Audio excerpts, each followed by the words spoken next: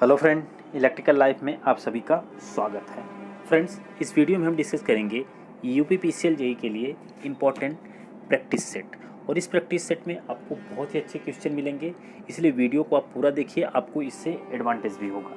ठीक है, तो चलिए अब देखिए फ्रेंड्स, अगर आपको इस टाइप के पीडीएफ वगैरह चाहिए तो डिस्क्रिप्शन में लिंक होगा जहाँ से आप डायरेक्टली डाउनलोड कर सकते हो ऐसे पीडीएफ, जैसे कि प्रैक्टिस सेट हो गया, कोई ऐसी शॉर्ट नोट्स हो गए, या फिर कोई ऐसा एक्सपेक्टेड क्वेश्चन हो गए, तो सब डिस्क्रिप्शन में मिल जाएगा, वहाँ से आप देख सकते हो।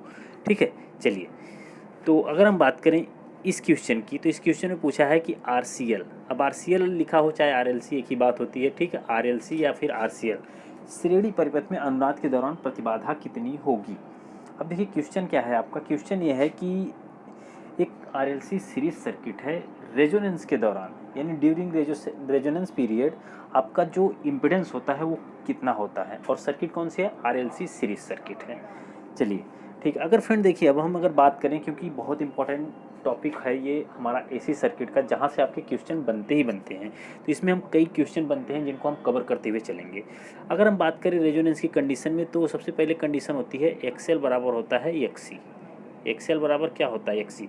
अगर कहीं पे भी एक्सएल बराबर एक्सी लिखा हुआ है, इसका मतलब एक कौन सी कंडीशन है, यह कंडीशन है रेजोनेंस की, सीरीज रेजोनेंस की। अब देखिए जब भी आपका रेजोनेंस होता है तो सर्किट का बिहेवियर कैसा होता है। देखिए जब भी आपसे पूछे, चाहे सर्किट सीरीज हो चाहे पैरेलल हो, यानी आरएलसी सीरीज या आरएलसी पैरेलल, तो उस कंडीशन में क्या होगा कि आरएलसी सीरीज है, आरएलसी पैरेलल है, तब भी जैसे कोई भी सर्किट है, तो अगर आपसे पूछे कि रेजोनेंस की कंडीशन यानी अनुनाद की कंडीशन में बिहेवियर कैसा होगा, तो बिहेवियर आपका सिर्फ रेजिस्टेंस यानी रेजिस्टिव नेचर होगा। कैसा नेचर होगा, रेजिस्टिव नेचर। और पावर फैक्टर आपसे पूछ लेगा कि कितना होगा, तो पावर फैक्टर आपको बताना है कितना होगा, यूनिटी होगा। क्या होगा, यूनिटी। ना लैगिंग होता है ना लीडिंग होता है, याद रखिएगा। रेजोनेंस की कंडीशन पे सिर्फ और सिर्फ किस कंडीशन में, रेजोनेंस की कंडीशन में जो पावर फैक्टर होता है वो क्या होता है, वह आपका होता है यूनिटी। ठीक है, अब देखिए अगर हम जब भी सीरीज सर्किट की बात करेंगे, सीरीज सर्किट की, तो सीरीज सर्किट में जो आर होता है वो क्या हो जाएगा, वो मैक्सिमम होता है। यानी रेजोनेंस की कंडीशन में जो आर हमको मिलता है वो क्या मिलता है, सॉरी, आर जो होगा ये मिनिमम, जब पैरेलल होगा तब आर हमको मैक्सिमम मिलता है, सीरीज सर्किट में आर जो होगा वो हमको मिनिमम मिलता है। क्या मिलता है, मिनिमम। इसका मतलब है कि जब भी सीरीज सर्किट होगी तो आर अगर मिनिमम है तो आई जो होता है वो प्रोपोर्शनल होता है 1/r, और अगर आर आपका मिनिमम है तो आई फिर क्या होगा, फिर ये मैक्सिमम होगा। आई क्या होगा, मैक्सिमम होगा। ठीक है, ये पॉइंट आपको याद रखना है कि रेजोनेंस की कंडीशन में सीरीज सर्किट यानी आरएलसी सीरीज में जो आर होता है वो क्या होता है, मिनिमम होता है, क्योंकि जो आर होता है वो बराबर किसके होता है, जेड के बराबर होता है। जेड बराबर आर, अगर कभी आपसे पूछे तब आपको यही बताना है कि जेड बराबर क्या होगा, आर ही होगा। ठीक, चलिए तो क्लियर है इतनी चीज़, तो इसका करेक्ट आंसर क्या होगा, ऑप्शन नंबर बी हो जाएगा। तो आप ये देख सकते हैं कि ये इस तरीके से सॉल्व किया गया। मैंने आपको बताया भी था कि एक्सएल बराबर एक्सी होता है, तो बहुत बड़ी चीज़ नहीं है, आप इसको आराम से समझ सकते हो। चलिए अगला क्वेश्चन अगर हम देखें, तो अगला क्वेश्चन है ये ट्रांसफार्मर यानी ट्रांसफार्मर क्या करता है, चेंज एसी टू डीसी, क्या एसी को डीसी में चेंज करता है, चेंज डीसी टू एसी, या डीसी से एसी में चेंज करता है, स्टेप अप और स्टेप डाउन डीसी वोल्टेज या करंट, स्टेप अप और स्टेप डाउन। ये तो बहुत ही नॉर्मल क्वेश्चन है। एक ट्रांसफार्मर का काम आपको बहुत ही अच्छे से पता है कि ट्रांसफार्मर एक ऐसी डिवाइस है जो कि कांस्टेंट फ्रीक्वेंसी यानी कि फिक्स्ड फ्रीक्वेंसी पे काम करता है, और जो फ्रीक्वेंसी होती है वो फिक्स होती है, कितना होती है, 50 हर्ट्ज अपने इंडिया में। ठीक है, 50 हर्ट्ज हम यूज़ करते हैं। तो एक ट्रांसफार्मर हमारा वोल्टेज को स्टेप अप या तो स्टेप डाउन, वो भी कैसा वोल्टेज, डीसी की एसी, तो आपका आंसर होगा कि वो डीसी, नो डीसी नहीं, एसी। ठीक है, जल्दी जल्दी निकल गया। तो एक ट्रांसफार्मर जो होगा वो डीसी पे नहीं काम करता। देखिए डीसी पे नहीं काम करता, इसका कारण है क्योंकि डीसी में जो फ्लक्स होता है वो होता है कांस्टेंट। ठीक है, वो कैसा होता है, कांस्टेंट।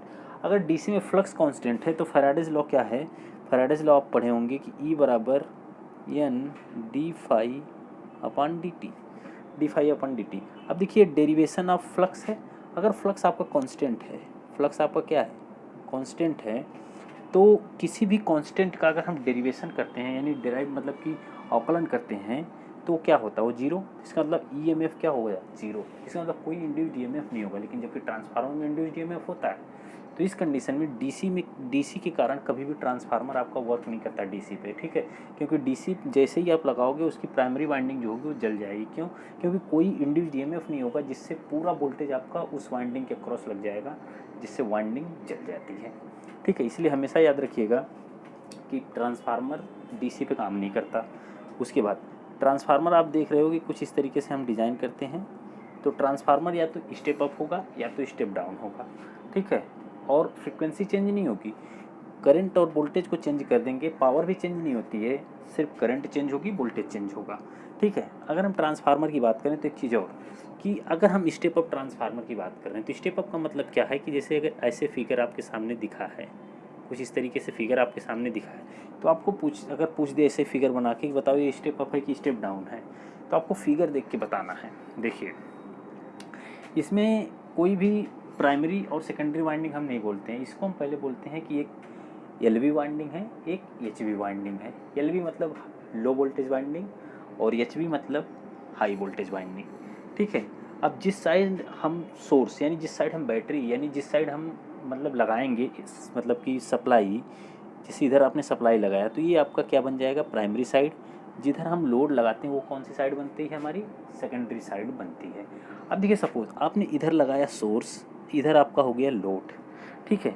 तो सोर्स साइड आप देखेंगे कि ये जो टर्न ये जो घुमाव हमने किया वो कम किया है, जबकि लोड साइड में घुमाव हमारा क्या है ज़्यादा है। फिगर में दिख रहा है आपको। तो इससे हम कह सकते हैं कि जब हमारा प्राइमरी यानी सोर्स मतलब प्राइमरी, लोड मतलब सेकेंडरी, तो अगर हमारे प्राइमरी में नंबर ऑफ टर्न्स कम है कंपेयर टू सेकेंडरी, यानी कि प्राइमरी में कम है सेकेंडरी में ज़्यादा है, तो इसका मतलब है कि एक कैसा ट्रांसफार्मर है, यह एक स्टेप अप ट्रांसफार्मर है, ठीक है। कैसे स्टेप अप का मतलब क्या हो गया कि इधर का वोल्टेज कम होगा, ये V1 है, और इधर का वोल्टेज ज़्यादा होगा, यानी V2 is greater than V1।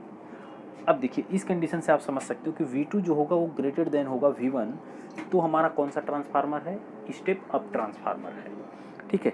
अब इसमें और एक चीज़ क्या है कि अगर इधर के नंबर ऑफ टर्न्स आपने N1 माना है और इधर के आपने मान लीजिए N2 माना है, तो N2 is greater than N1, N2 is greater than N1। इसका मतलब है कि स्टेप अप ट्रांसफार्मर में जो ये वाला यानी कि नंबर ऑफ टर्न्स हैं ये आपकी ज़्यादा हैं, जबकि प्राइमरी में कम है। तो क्लियर है कि वोल्टेज कैसे ज़्यादा होगा, नंबर ऑफ टर्न्स ज़्यादा हैं तो वोल्टेज भी ज़्यादा होगा। तो ये सब चीज़ें आपको पता होनी चाहिए, ठीक है। चलिए अगला क्वेश्चन देखते हैं। अगला क्वेश्चन क्या है कि the maximum power developed by synchronous motor is not depends on.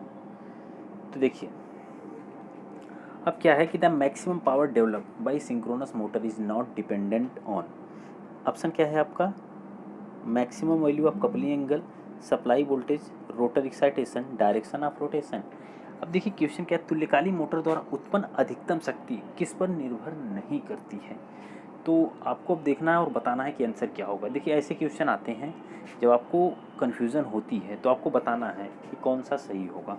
अब देखिए अगर हम बात करें तो मैक्सिमम पावर जो होती है P बराबर E into V sine delta upon x, ठीक है। अगर आपने देखा होगा तो P बराबर जो होता है वो होता है हमारा V स्क्वायर अपन यक्स, इतना ही होता है। क्योंकि मैक्सिमम पूछा है तो साइन डेल्टा जो होगा वो ये साइन डेल्टा, इसका मान तो हम 90 रख देंगे। अब अधिकतम शक्ति किस पर निर्भर नहीं करती, तो अधिकतम शक्ति तो सबसे पहले साइन डेल्टा यानी कि जो कपलिंग एंगल है इस पर निर्भर करेगी, तभी तो देखिए लिखा भी है कि maximum value of coupling angle.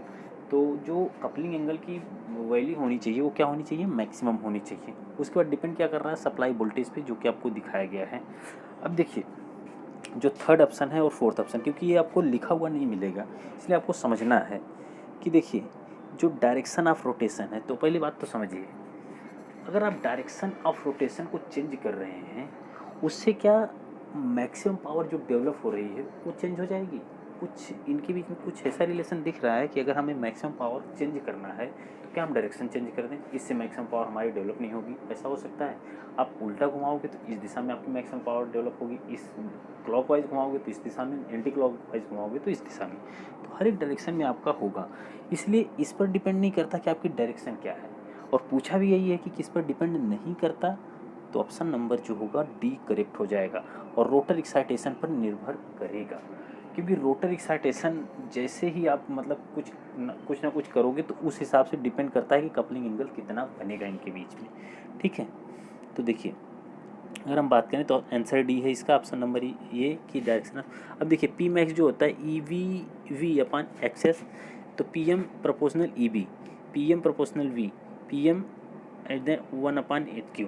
तो यहाँ से आप देखिए इन तीनों चीज़ में आपको दिख रहा है, क्योंकि जैसे देखिए पी मैक्स जो हमने वी स्क्वायर लिखा था, तो जब हम मैक्सिमम लेते हैं तो ई बी बराबर हम वी कर देते हैं। ठीक है, ई बी बराबर वी का मतलब हो गया कि ये आपका समझ जाइए कि नॉर्मल एक्साइटेशन की हम बात कर रहे हैं। तो नॉर्मल एक्साइटेशन में हम ऐसा लेके चलते हैं। अगर नॉर्मल एक्साइटेशन नहीं है तो उस कंडीशन में ई वी आपका डिफरेंट होता है, वी आपका डिफरेंट होता है, इसलिए हमें दोनों लिखना पड़ता है।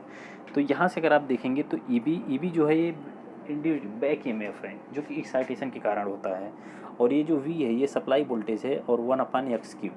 ठीक है, जो कि रोटर का रेजिस्टेंस है, वो मतलब कि रेजिस्टेंस नहीं मतलब रिएक्टेंस आप बोल सकते हो। ठीक है, तो इन सब चीज़ों से देख के पता चलता है कि हमारा डायरेक्शन ऑफ रोटेशन पर निर्भर नहीं करता। ठीक, चलिए हम देखते हैं अब अगला क्वेश्चन। देखिए अगला क्वेश्चन क्या है कि ये 60 ampere 220 volt energy meter makes 51 revolution in 35 second a full load test, calculate the percentage error in the percent if meter constant is 420 revolution per kilowatt our.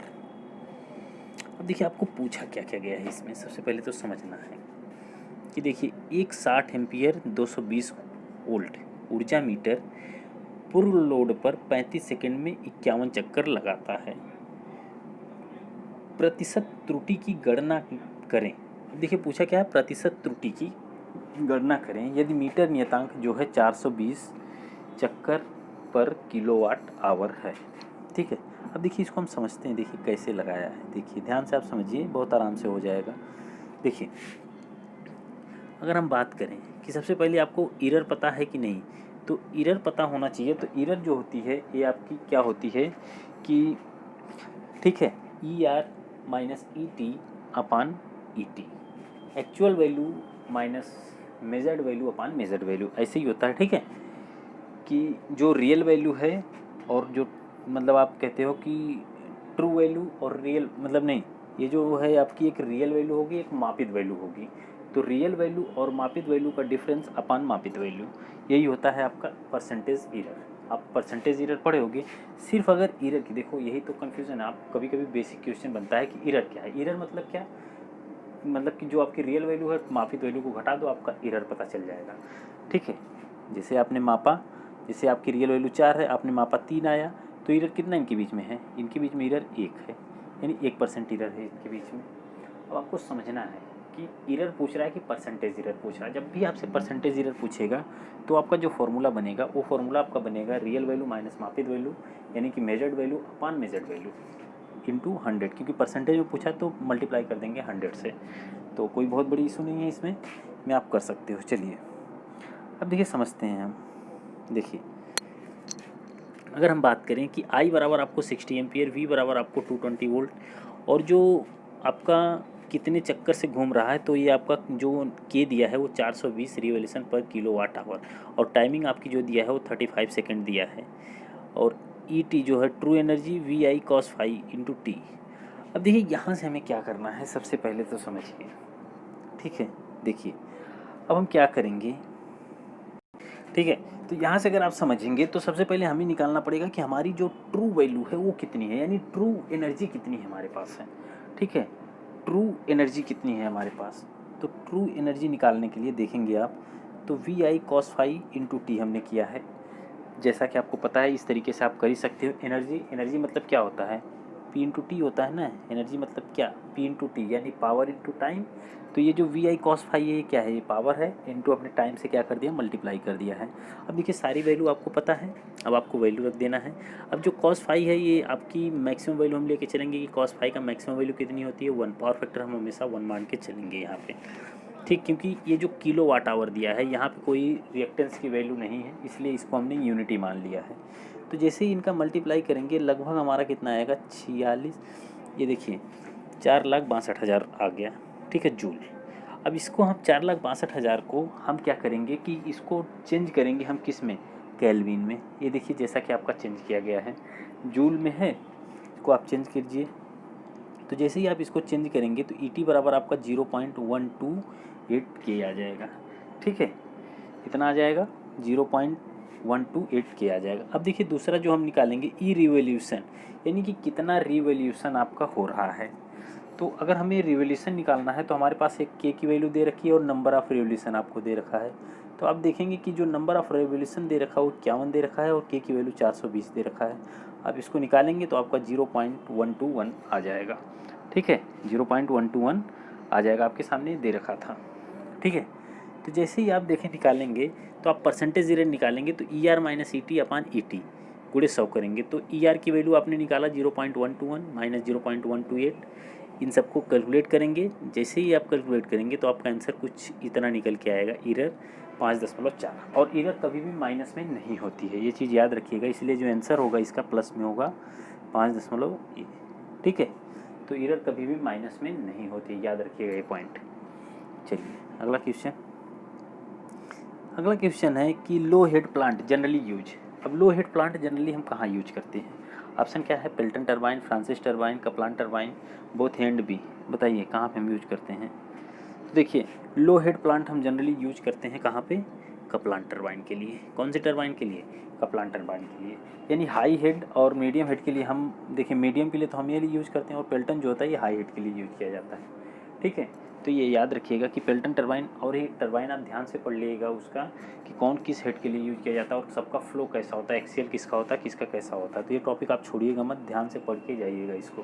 ठीक है, UPPCL का बहुत ही फेवरेट टॉपिक है, यहाँ से क्वेश्चन आते हैं, इसलिए मैं कह रहा हूँ कि इसको आप थोड़ा ध्यान से पढ़ के जाइएगा। चलिए अगला क्वेश्चन। अगला क्वेश्चन है कि the operating point is also called the. अब देखिए ऑपरेटिंग पॉइंट किसको कहते हैं, अब आपको समझना। ये देखिए जो आपका है ये बेसिक इलेक्ट्रॉनिक्स का है, यानी इलेक्ट्रॉनिक्स फर्स्ट का है। जब आप डिप्लोमा में थे तो इलेक्ट्रॉनिक फर्स्ट में हमें पढ़ते थे। तो इलेक्ट्रॉनिक फर्स्ट में आप देखेंगे कि क्या होता है, जो ऑपरेटिंग पॉइंट होती है उसको हम क्या बोलते हैं। अब देखिए जो ऑपरेटिंग पॉइंट होती है एक हमारा होता है कि हमारा एक DC होता है, एक AC, एक पॉइंट पे जाके मिलते हैं। ठीक है, ये पॉइंट एक पॉइंट पे ऐसे एग्जिस्ट करेगा। आपने अगर फिगर थोड़ा भी याद होगा तो आप एक बार सोचने की कोशिश करिएगा कि कुछ इस तरीके का फिगर आपके सामने बनता था कि कुछ AC के कारण कुछ DC के कारण दोनों पॉइंट एक जगह जहाँ जाके मिलते थे उस पॉइंट को हम बोलते थे ऑपरेटिंग पॉइंट। उस पॉइंट को हम क्या बोलते थे, ऑपरेटिंग पॉइंट। और उसी पॉइंट को हम क्या कहते हैं, शांत बिंदु, यानी कि कोइंसिडेंट पॉइंट। कोइंसिडेंट पॉइंट जिसको हम शांत बिंदु या फिर ऑपरेटिंग पॉइंट कहते हैं। ठीक है, चलिए अगला क्वेश्चन।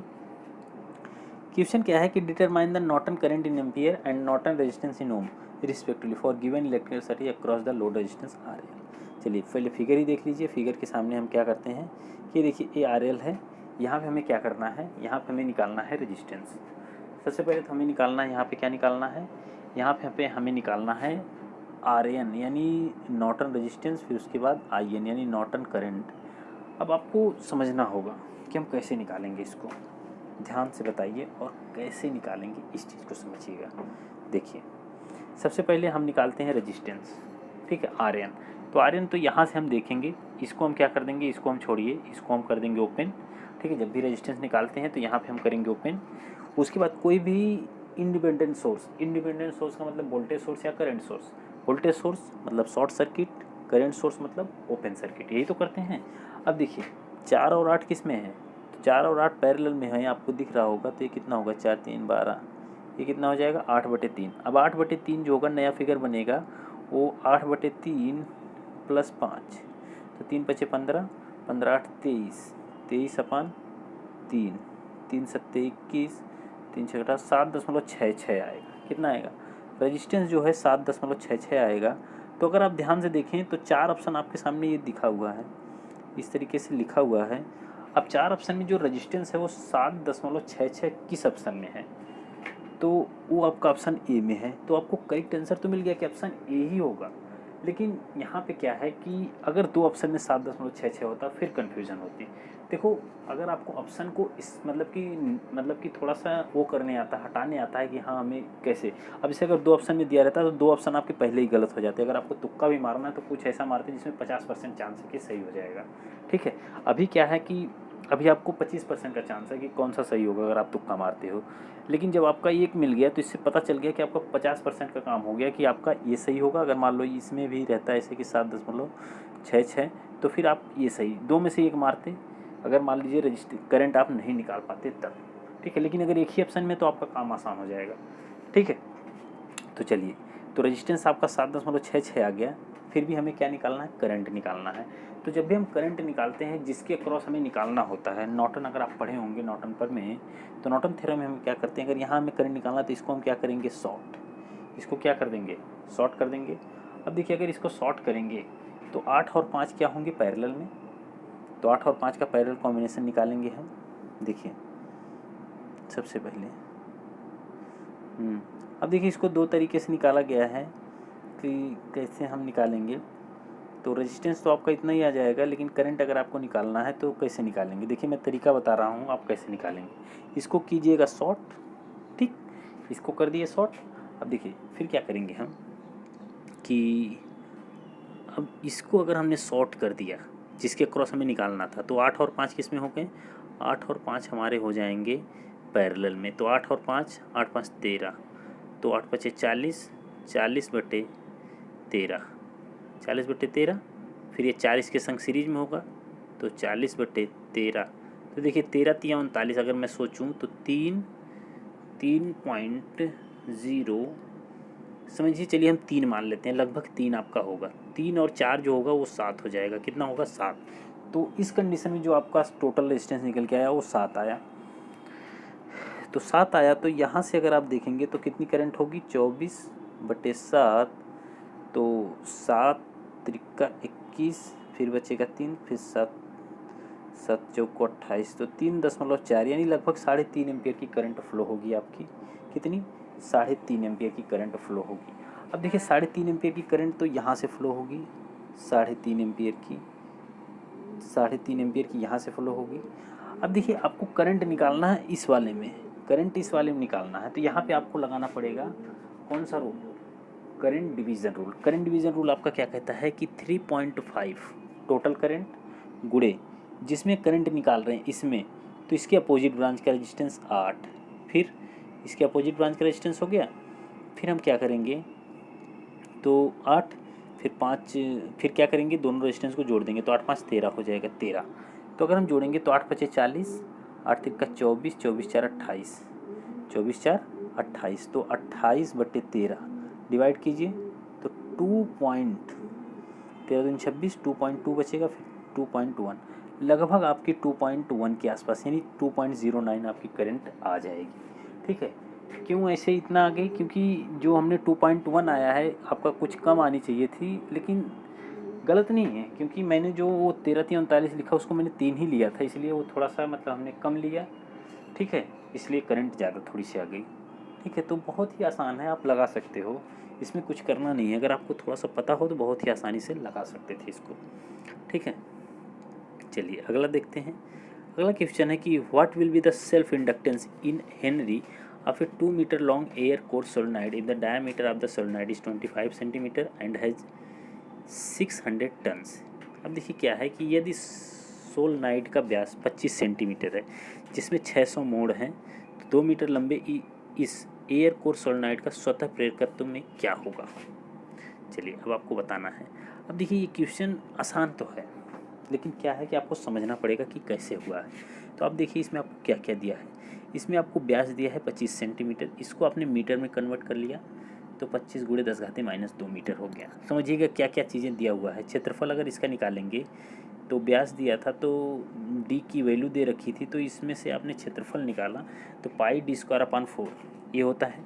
किसी सोलेनॉइड हो या फिर कोई भी गोलाकार हो, मतलब कि कोई भी आकृति हो, उसमें आप जब भी हम क्षेत्रफल निकालते हैं तो πd²/4 होता है।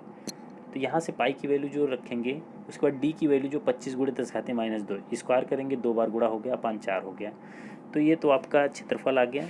नंबर ऑफ टन्स आपको कितना दिया है, 600, और लेंथ कितनी दी है, 2 मीटर दे रखा है। ठीक है, अब आपसे पूछा क्या है, सेल्फ इंडक्टेंस। अब सेल्फ इंडक्टेंस की वैल्यू कितनी होती है, अगर आप एक सोलेनॉइड के लिए देखें तो कितना होती है, म्यू नॉट म्यू आर यानी स्क्वायर ए अपान एल। ठीक है, अपन क्या होती है, यही तो होती है ना। अगर आप ध्यान से देखें तो यही वैल्यू होती है, तो आप आराम से कर सकते हो। ठीक है, अगर आपको आंसर पता है, वो मतलब आपको फॉर्मूला पता है, तो फिर आराम से आप निकाल ले जाओगे, इसमें कोई बहुत बड़ी दिक्कत नहीं होगी आपको। ठीक है, थोड़ा सा ये कैलकुलेशन वाले क्वेश्चन होते हैं, आपको कैलकुलेशन करना पड़ेगा, लेकिन आसान है, आप कर सकते हो। ठीक है, चलिए अगला क्वेश्चन देखते हैं। अगला क्वेश्चन है कि purely inductive circuit takes power from the AC mains fan. अब देखिए, purely inductive circuit takes power from the AC mains fan,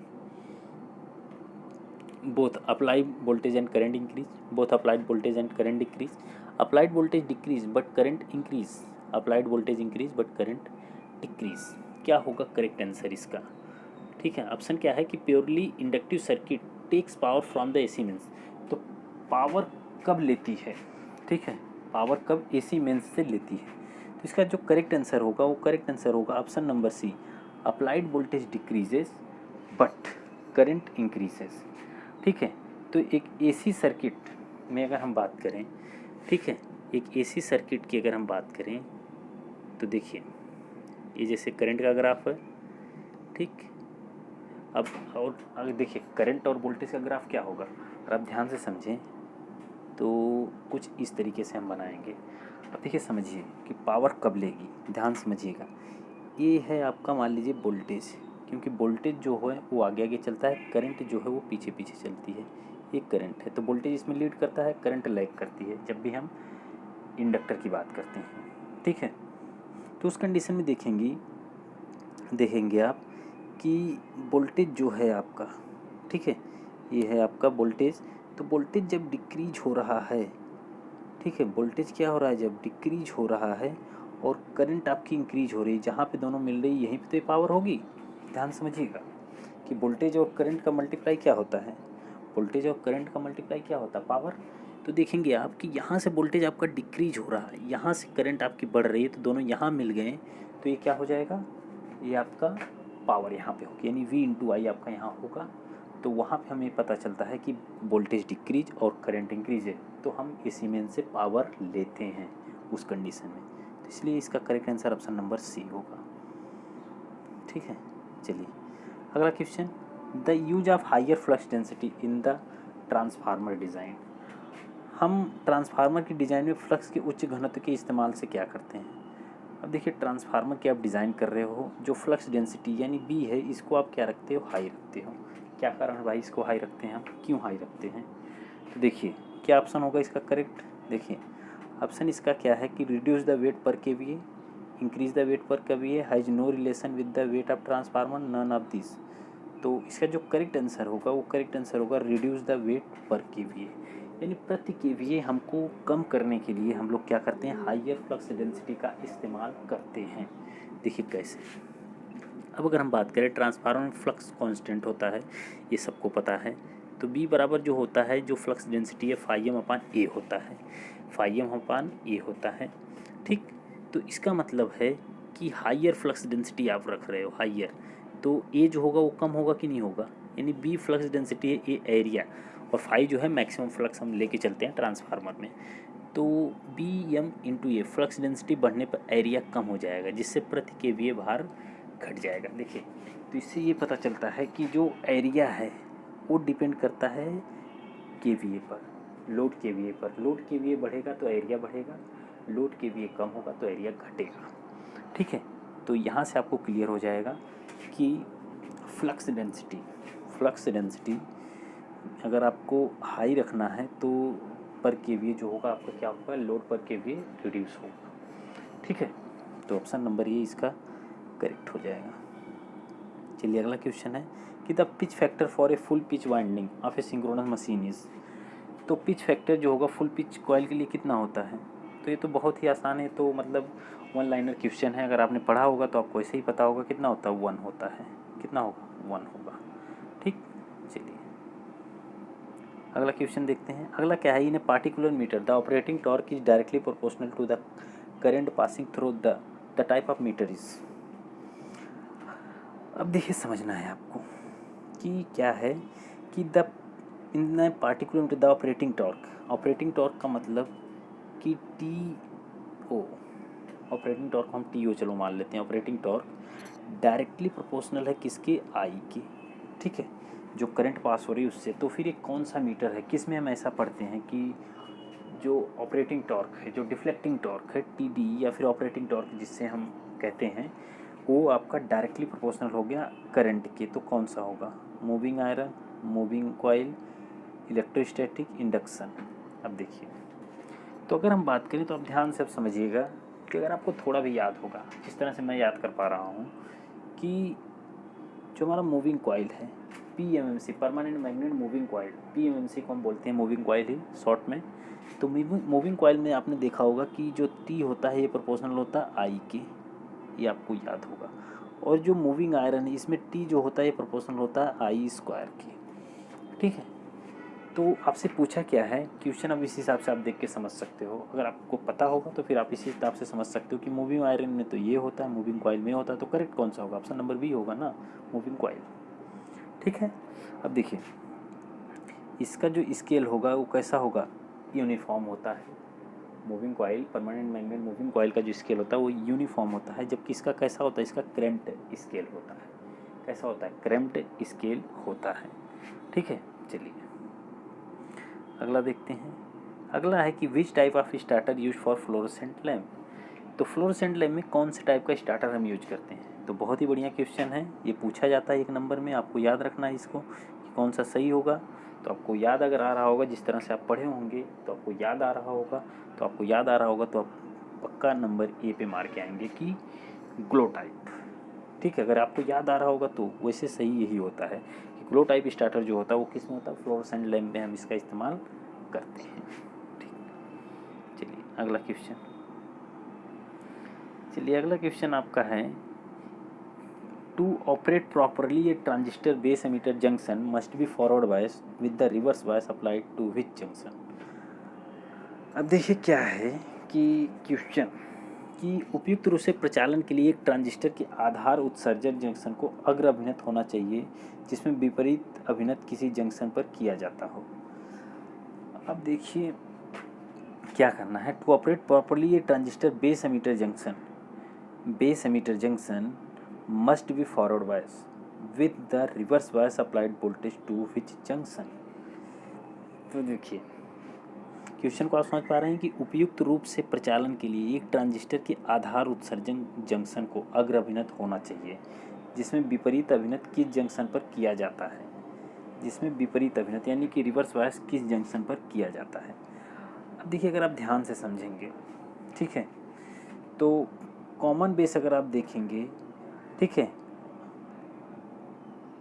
base emitter junction की बात ये कर रहा है। तो बेस, ये देखिए जब भी हम ट्रांजिस्टर, अब देखिए ध्यान से अगर आप समझिएगा तो देखिए एक ट्रांजिस्टर आप कुछ इस तरीके से बनाएंगे, ठीक, ये आपका एमिटर है, ये आपका बेस है और ये कलेक्टर है, ठीक है। अब क्या कह रहा है कि एक बेस एमिटर जंक्शन में, बेस जो है एमिटर बेस जंक्शन में, तो देखिए to operate properly a base emitter junction must be forward bias with the reverse bias applied to which junction। तो रिवर्स बायस जो होगा किस पर अप्लाई होगा, वो आपका अप्लाई होगा बेस एमिटर जंक्शन पर। अब देखिए बेस एमिटर जंक्शन पर क्यों अप्लाई होगा, ध्यान से देखिएगा कि सबसे पहले क्वेश्चन को तो समझना थोड़ा सा सही है कि क्वेश्चन पूरा समझ में नहीं आ रहा है कि पूछना क्या चाह रहा है कि उपयुक्त रूप से प्रचालन के लिए एक ट्रांजिस्टर के आधार उत्सर्जक जंक्शन को अग्र अभिनत होना चाहिए। अब आधार उत्सर्जक यानी बेस एमिटर जंक्शन, अगर आपका क्या है कि base emitter junction forward bias अभिनत होना चाहिए, जिसमें विपरीत अभिनत किस जंक्शन पर किया जाता है। तो विपरीत मतलब अभिनव किस जंक्शन पर किया जाएगा, तो आपका वो होना चाहिए बेस कलेक्टर, कलेक्टर बेस होना चाहिए। कौन सा होना चाहिए, कलेक्टर बेस। तो बेस कलेक्टर नहीं होना चाहिए। देखिए क्यों, क्योंकि आपका जो पूछा गया है कि जैसे ये ट्रांजिस्टर है, ठीक है, थोड़ा सा समझिएगा कि ये ट्रांजिस्टर है, ये आपका क्या है, ये आपका बेस है, ये एमीटर है और ये कलेक्टर है। ठीक है। अब क्वेश्चन क्या पूछा गया है कि उपयुक्त रूप से प्रचालन के लिए ये एमीटर है, ये बेस होता है। ठीक है, ये बेस होता है इस तरीके से। तो अगर आप देखेंगे कि इस तरीके का अगर आपका फिगर है, तो ये अगर आपका फॉरवर्ड बायस में है तो ये किस में होता है, रिवर्स बायस में। तो बेस टू कलेक्टर यानी कलेक्टर टू बेस जब भी हम पढ़ते हैं तो कुछ इस तरीके से, क्योंकि एमीटर टू बेस हम ऐसे पढ़ते हैं, फिर कलेक्टर टू बेस हम ऐसे पढ़ते हैं, इसलिए थोड़ा सा दिक्कत होती है, आप हमेशा याद रखिएगा। तो ऑप्शन नंबर सी जो होगा वो करेक्ट होगा। ठीक, चलिए अगला question, determine the power dissipate in watt by the 25 ohm resistor in the circuit given below. अब 25 ओम रजिस्टर है, उसमें कितनी पावर डिसिपेट हो रही है यही पूछ रहा है। तो क्या ये क्वेश्चन आप नहीं कर सकते हो? कर सकते हो कि नहीं कर सकते हो? बहुत ही आसानी से कर सकते हो। देखिए अगर आप समझें ध्यान से कि अगर यहाँ पे हमको करंट पता चल जाए तो P बराबर हम V इंटू आई से, क्योंकि यहाँ वोल्टेज नहीं पता है तो आई स्क्वायर आर से हम निकाल सकते हैं। P बराबर V इंटू आई या फिर आई स्क्वायर आर से हम निकाल सकते हैं, यही कर सकते हैं ना। तो देखिए अब यहाँ पे हमें करना है पता करंट। कैसे करेंगे, फिगर दिख गया आपके सामने। अब देखिए आपके पास दो रास्ते हैं। दो रास्ते क्या हैं कि आप KCL लगा दो। KCL लगाने का मतलब कि 5 एम्पेयर की करंट यहाँ जा रही है, 10 एम्पेयर की यहाँ जा रही है। यहाँ की करंट हमने मान लिया आई है, यहाँ की क्या है आई है। तो यहाँ से आई इधर जा रही है, 10 एम्पेयर इधर आ रही है, तो इधर कितना आएगी, आई प्लस 10 आएगी। ठीक है, समझ रहे हो ना कि यहाँ से 10 जा रही है, यहाँ से आई आ रही है, तो यहाँ नीचे कितना आएगी, आई प्लस 10 आएगी, आई प्लस 10। ठीक, तो यहाँ से अब देखिए यहाँ से इधर कितनी जा रही है आई, इधर आई जा रही है, इधर कितनी जा रही है, इधर 5 जा रही है, तो इधर कितनी आएगी। ठीक है, अब देखिए दो आउटगोइंग करंट, ये दो आउटगोइंग करंट एक इनकमिंग करंट के बराबर होगी। तो दो आउटगोइंग करंट का मतलब कितना, इधर कितनी जाएगी, दो आउटगोइंग करंट का मतलब कितना कि इधर तो आई जा रही है, इधर 5 जा रही है, तो दो आउटगोइंग करंट को जोड़ेंगे तो एक इनकमिंग करंट बनेगी। तो आई प्लस I10 मान लेते हैं, तो I10 बराबर क्या होगी, 5 माइनस आई। तो यहाँ पे कितना होगा, 5 माइनस आई फ्लो होगी। ठीक है, अगर आप ध्यान से समझें, थोड़ा सा इस बेसिक से समझें तो ठीक है। इसमें और एक तरीका है, लेकिन अभी फ़िलहाल इसको समझिए कि ये कितना होगा, 5 माइनस आई हो जाएगा। 5 माइनस आई यहाँ पे कितना हो रहा है, यहाँ पे आपकी फ्लो हो रही है 10 प्लस आई, 10 प्लस आई। अब देखिए हर जगह आपको करंट पता है, इस ब्रांच में आई है, इसमें इतनी फ्लो हो रही है, इसमें इतनी फ्लो हो रही है। करना क्या है, इसमें KVL लगा दो, इसमें KVL लगा दो ना कि ये चलिए करंट ऊपर से आ रहा था, ये पॉजिटिव बना, ये निगेटिव बनेगा। करंट इधर जा रहा है, ये पॉजिटिव ये निगेटिव, करंट ऊपर से आ रहा है, ये पॉजिटिव ये निगेटिव, कुछ इस तरीके का आपका फिगर बन जाएगा। अब आप लगाएंगे KVL, क्या लगाएंगे KVL। तो KVL हम स्टार्ट करते हैं ऐसा कि यहाँ से, यहाँ से। ठीक है, तो देखिए -10 पहले जो चिन्ह मिला उसी को ले लेते हैं, -10 कितनी करंट फ्लो रही, 5 माइनस आई, 5 माइनस आई।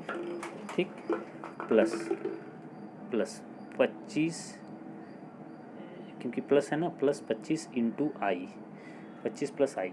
चलिए मैं इसको थोड़ा सा बड़ा करके लिखता हूँ, तो देखिए फिगर भी दिखना चाहिए आपको। तो आप समझिएगा ये 10 प्लस आई है, ये 5 माइनस आई है। ठीक है, आई। तो अगर आप देखेंगे तो 10 माइनस 10 रहेगा, 5 माइनस आई। चिन्ह आप समझ सकते हैं, ये प्लस होगा ये माइनस, ये प्लस होगा ये माइनस, ये प्लस होगा ये माइनस। ठीक है, फिर ये प्लस पे आए, इस वाले प्लस पे, तो प्लस 25 गुणे आई, प्लस प्लस पे आए तो 10 प्लस आई, 10 प्लस आई, 10 प्लस आई इंटू 5, इंटू 5। तो गुणा करिए, -50 प्लस 10 आई प्लस 25 आई, प्लस 25 आई प्लस 10 × 5 = 50 प्लस 10 आई। अब देखिए समझिए, -50 ये +50 कैंसिल हो जाएगा, ये बराबर 0 था आपका। ठीक है, बराबर 0 हो जाएगा क्योंकि KVL लगाते हैं तो बराबर 0 होता है। तो अब देखिए 10 आई प्लस 25 आई प्लस कितना हो रहा है, अब ध्यान से देखें तो -10 प्लस 10 हो जाएगा, प्लस 25 इंटू आई। तो आपको आई की वैल्यू ही निकालना है। प्लस इधर कितना होगा, ये गया ये 10 × 5 = 50 प्लस, तो ऐसा कि आई होगा ना, वो सॉरी ये 10 प्लस आई है ना, तो अच्छा 5 5 दाम 50 प्लस 5 आई कितना होगा, 5 आई होगा। तो आप देखेंगे कि यहाँ से आप निकालेंगे तो आई की वैल्यू जो आ जाएगी वो 0 आ जाएगी। कितना आ जाएगी, 0 आ जाएगी। ठीक है, आप निकाल के देखना आई की वैल्यू क्या आ जाएगी, 0। तो देखिए अगर आई की वैल्यू 0 होगी तो पावर कितनी हो जाएगी, 0 वाट हो जाएगी। क्योंकि पावर 0 क्यों होगी, क्योंकि पी बराबर जो होता है आई स्क्वायर आर होता है। तो आई की वैल्यू 0 तो पावर भी 0 हो जाएगी। अब देखिए 0 क्यों आ गई, देखिए ध्यान से।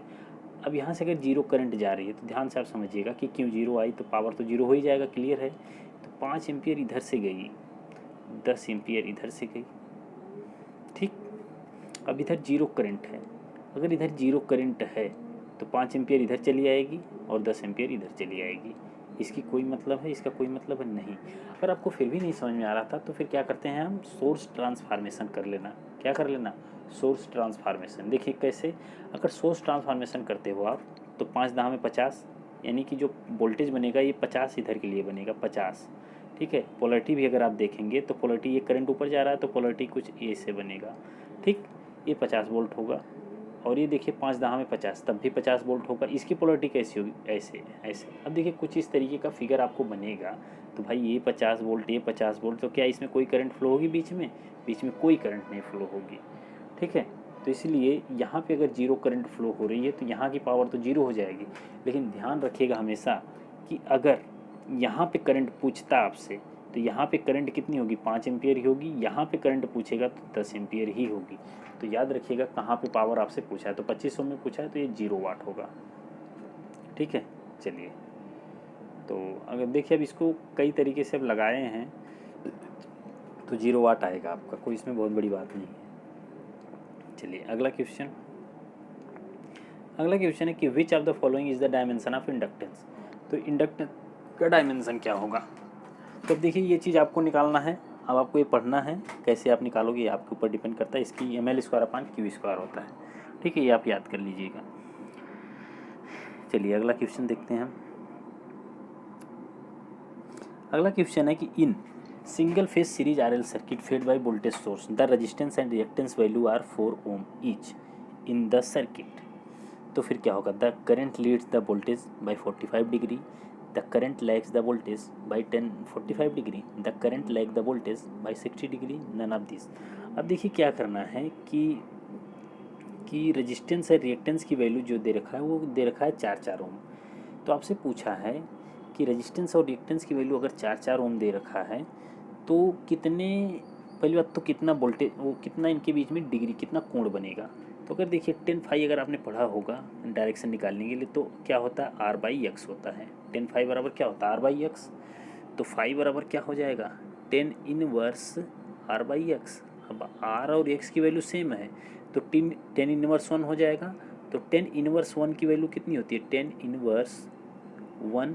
अब इनकी वैल्यू कितनी होती है, तो फाई की वैल्यू आ जाएगी 45 डिग्री।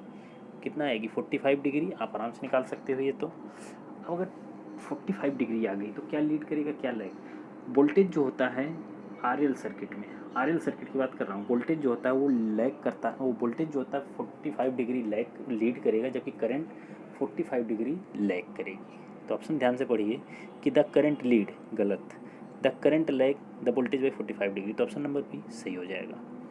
ठीक है, चलिए अगला क्वेश्चन देखते हैं कि the advantage of putting tapping at the phase end of a transformer is. Transformer के फेज सिरों के निकास में टैपिंग को डालने का क्या लाभ है।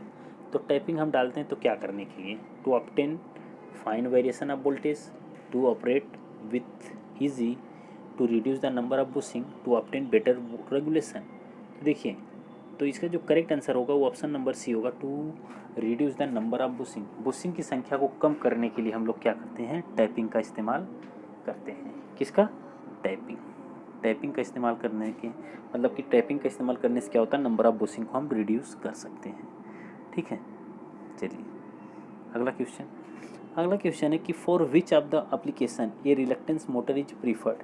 किस एप्लीकेशन के लिए रिलक्टेंस मोटर को प्रीफर किया जाता है, तो बताइए।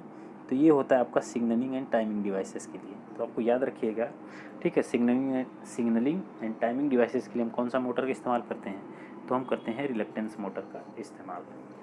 ठीक है, चलिए अगला क्वेश्चन है। अगला क्वेश्चन है कि a voltmeter with a broad width है। अब कोई वोल्ट मीटर है जिसकी विड्थ क्या है, वो ब्रॉड है। ब्रॉड मतलब कि थोड़ा सा कि एक ब्रॉड बैंड, ठीक है। ब्रॉड बैंड विथ के साथ वोल्ट मीटर में क्या होता है, high noise level and high sensitivity, low noise level and low sensitivity, low noise level and high sensitivity, high noise level and low sensitivity. तो देखिए जो करेक्ट आंसर होगा ऑप्शन नंबर डी होगा। अगर एक वोल्ट मीटर है और उसकी जो विड्थ है वो ब्रॉड बैंड है तो फिर हाई नॉइज़ होगा और सेंसिटिविटी जो होगी वो क्या हो जाएगी, लो हो जाएगी। तो ऑप्शन नंबर डी करेक्ट हो जाएगा। चलिए अगला क्वेश्चन हम देखते हैं। अगला क्वेश्चन है कि arc can be produced by. अब आर्क किसके द्वारा प्रोड्यूस की जा सकती है, एसी द्वारा, डीसी द्वारा, दोनों के द्वारा। तो नॉर्मल बात है ना, दोनों के द्वारा होगा। ऑप्शन नंबर सी सही हो जाएगा। तो arc can be produced by either AC और डीसी, ठीक। अब देखिए अगला क्वेश्चन क्या है, एफ ई टी क्या है, आइदर यूनिपोलर और बाईपोलर, नन ऑफ दिस।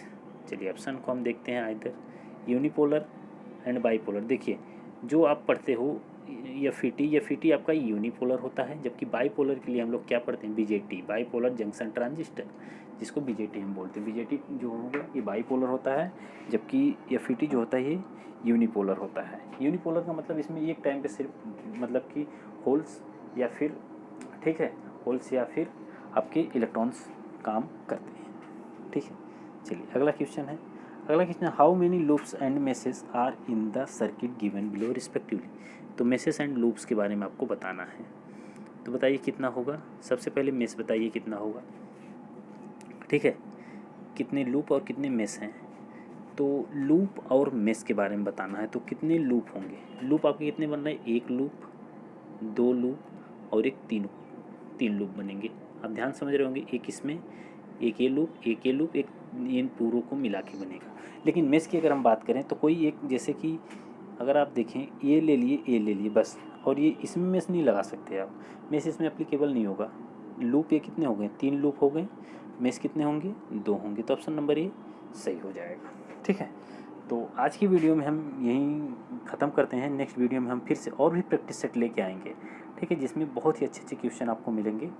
तब तक के लिए चैनल को सब्सक्राइब और शेयर ज़रूर कर देना। Okay, thank you.